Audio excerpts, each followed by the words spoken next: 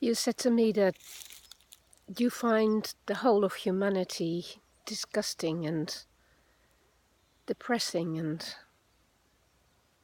want to remove yourself from it, want to have nothing more to do with it.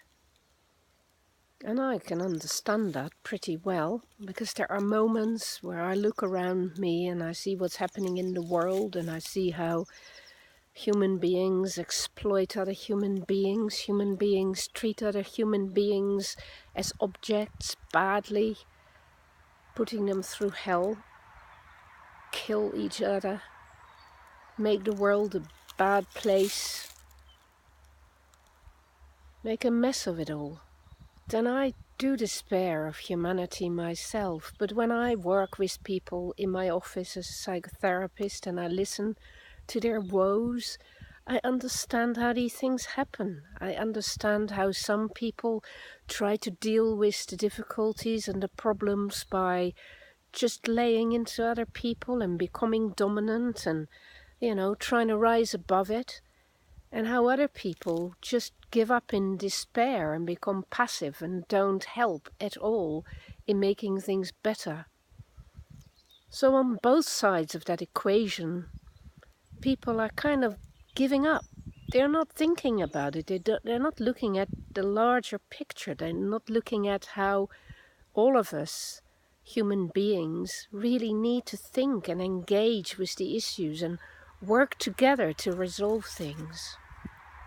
And it is so easy to become disenchanted or disconnected from it all. It is so easy to give up. And the more of us give up, and the worse it gets. It's a bit like when you have a family and the children are being difficult. Say you have 3 or 4 children and they make a mess of the house, and there comes a point you get fed up and you just want to either dominate them and make them shush up, or abstain and have nothing more to do with it and let them all get on with it, destroying the house.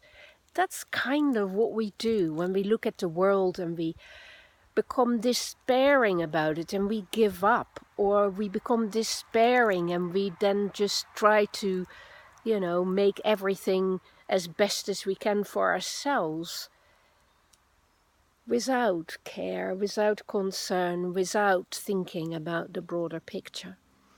So my point is that you can't afford to do that. If everybody did that, the earth would become destroyed within a matter of no time. We have this civilization, we have a world with so many different cultures. We need to work at it. We need to engage. We need to appreciate what each other can contribute. And we need to make a contribution ourselves to the best of our abilities. And that is all you can do. Nobody asks you to heal the world or to make everything better. But what we must do is to use our life to be engaged and to be actively, reflectively thinking about what we can do to make our tiny little part of the world just that little bit better.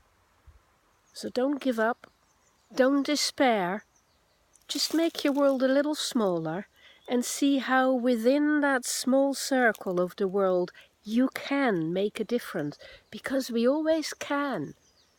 And if you want to, you will. So, look today at things differently and ask yourself how you can make a safe circle in your life and make a difference to that and improve things, not just for yourself, but for the people who are near and dear to you and who are closest around you. Let's count on ourselves to be able to do that, and let's see how we can make a difference for the better. Come on, cheer up. It's only your life, and you can do something with it. You have all the opportunities you need. You have yourself. It's so rich. Make something of it. Take good care. Do what you can.